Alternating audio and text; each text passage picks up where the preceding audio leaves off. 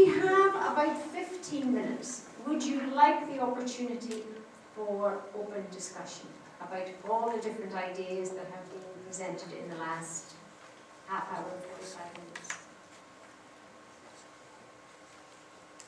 Maybe somebody agrees and thinks, I wish I had thought of that. Maybe someone else thinks, no, not at all, I don't agree with that suggestion.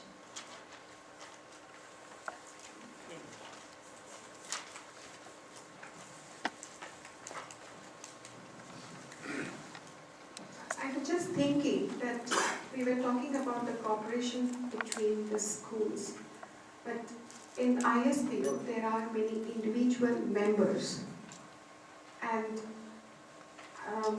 I was just not looking into the educators, but I was just thinking overall, then how we can involve those who are not, because some of us here represent the schools, so it's like, it's an institution, cooperation between the institutions or schools.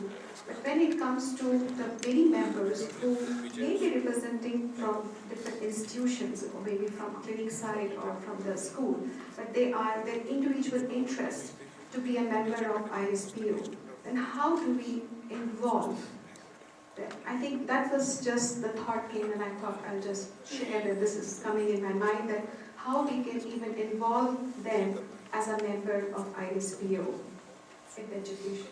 It's just an open. So Ritu, am I correct that you're saying the existing members, how do we get them to input to education? Yeah. Or are you saying that it's a way perhaps to catch new members? It's both. I think it's both, because if we need to include more members, then say, okay, what do we get benefit?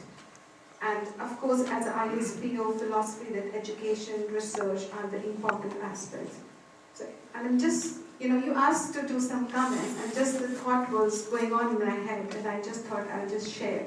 So those who, whom we would like to, approach for becoming the member, and as well as those who are individual, but they have some certain expertise, how we also involve them. I mean, maybe some ideas could come, but I just thought that I'll share, because they're from different disciplines and they have certain expertise. I think Ritu has opened a very interesting discussion here. As educators, could we take some responsibility in the building up of national societies, or in fact in the creating of them in countries where they don't exist? I think many of the countries that are represented do have a national society, but there are certainly some who do not. And maybe we could start to think of the educators actually coming together as a group to facilitate more national societies. I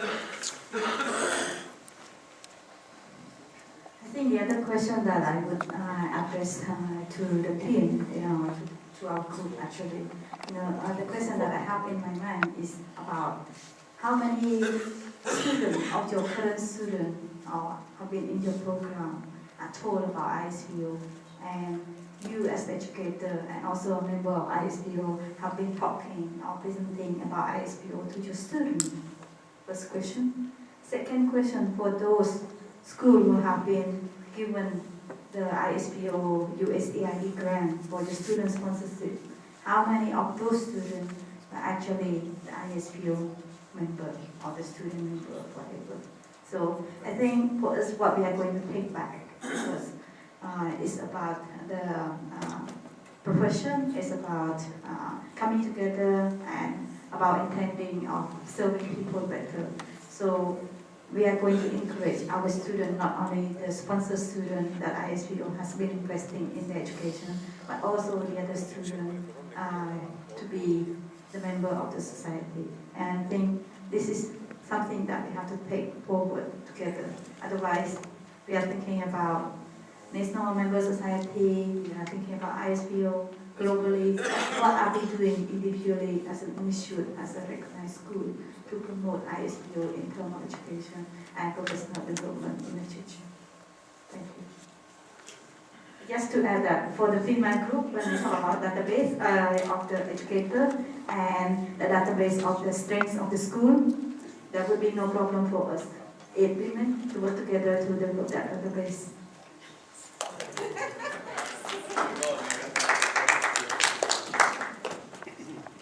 Yeah, I think Cicely has laid down some very nice challenges for the existing national societies to develop further, especially out through the schools, making sure that we're bringing in other disciplines, and not forgetting the students, the P&O students, the physio students, the medical students. I think there's a very nice challenge, and it would be interesting to hear at our next meeting how that has developed.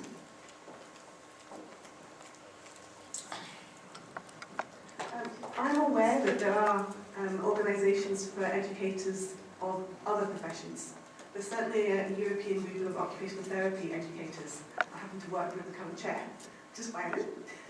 But maybe we can have some links with them as well, and we can share and have that multi-interdisciplinary approach. My goodness, you're all going to be busy. Some more comments.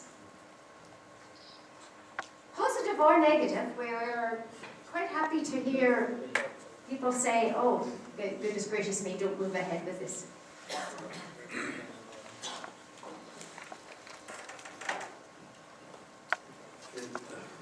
Our comments are, do the national member society and the major international ISPO have the same mandate?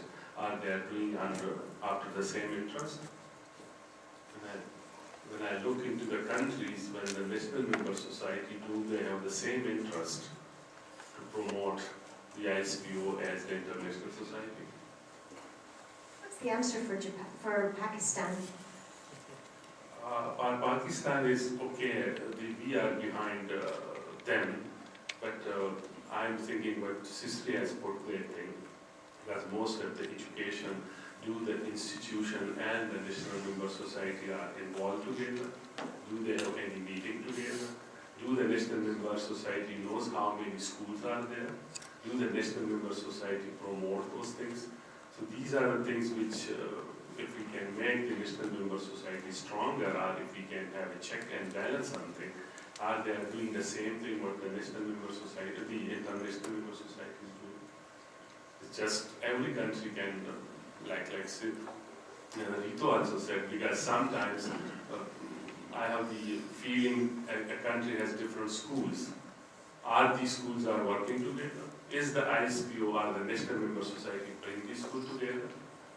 These are the, because I give example from Pakistan, I can give an example even from India, where 7 or 8 schools are there. So are they coming together? Who is bringing them together? Would anyone like to address that issue? For their own country or a country where they have worked, are working?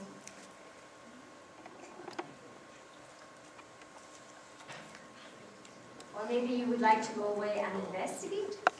What is the situation? Certainly in my experience, very often the schools are a catalyst for national societies. And they kind of go out from there, but that's only my personal experience. Other people could say something completely different. Sister, please.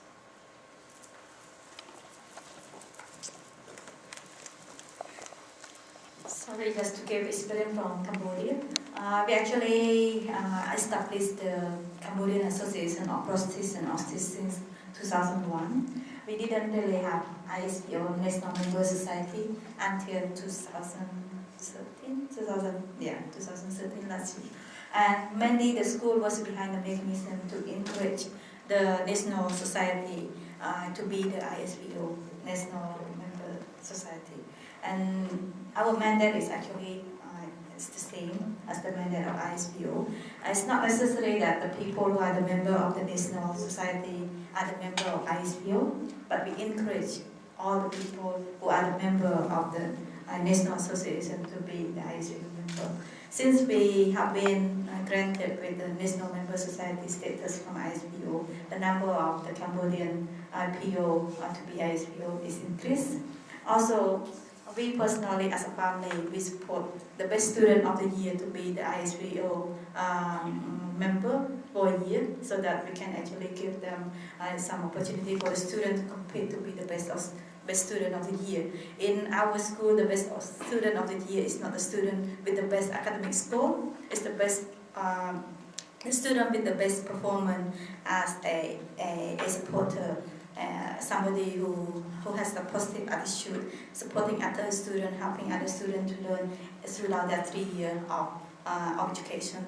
So then that student who received a bouquet of flowers at the graduation also received an award from us, personal contribution to be the ISPO member for 1 year. But we will be encouraging all of our students, especially the ISPO sponsor students, to be the ISPO members, so that we will foster the idea of having, or for them to know the professional society since the beginning, since the early days. Yeah, thank you.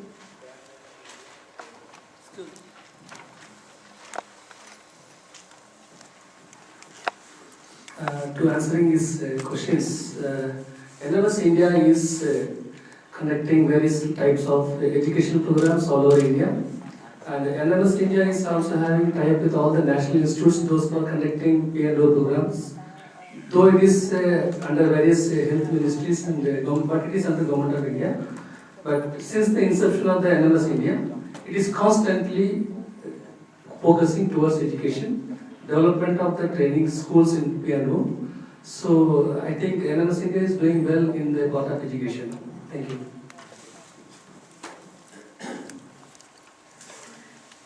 As an executive board member of ISPO, I'd just like to say that growth, if ISPO was a business and you were growing your business, this is a shop window.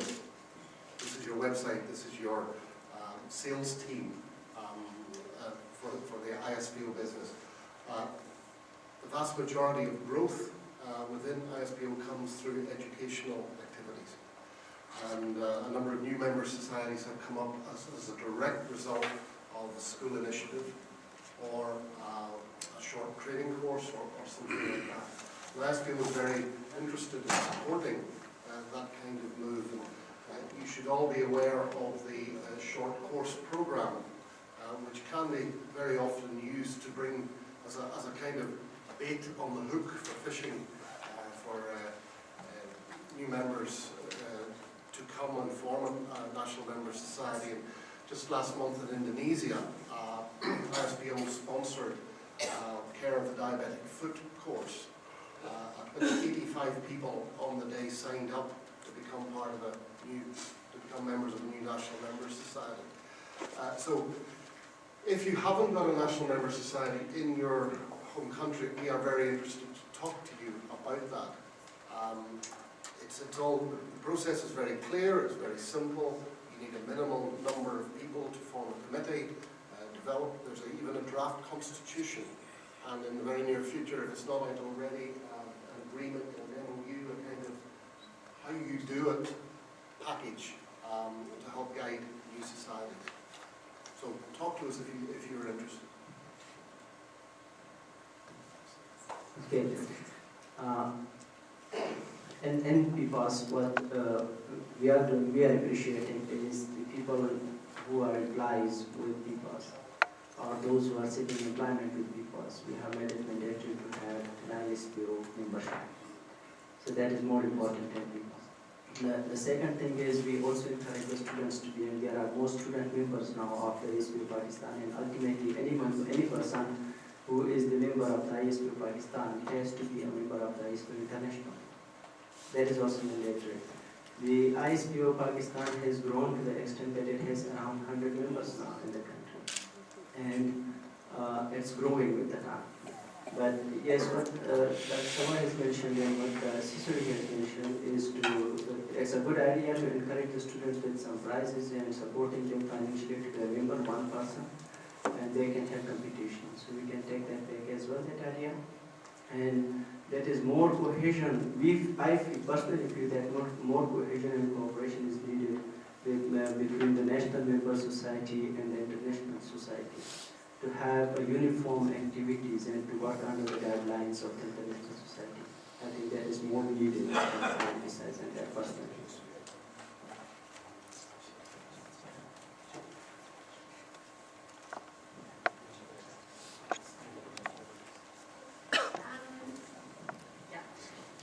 Unless there are any other pressing issues, I would like to finish the discussion at this point and to hand over the microphone to Brian. Would that be okay? Yes.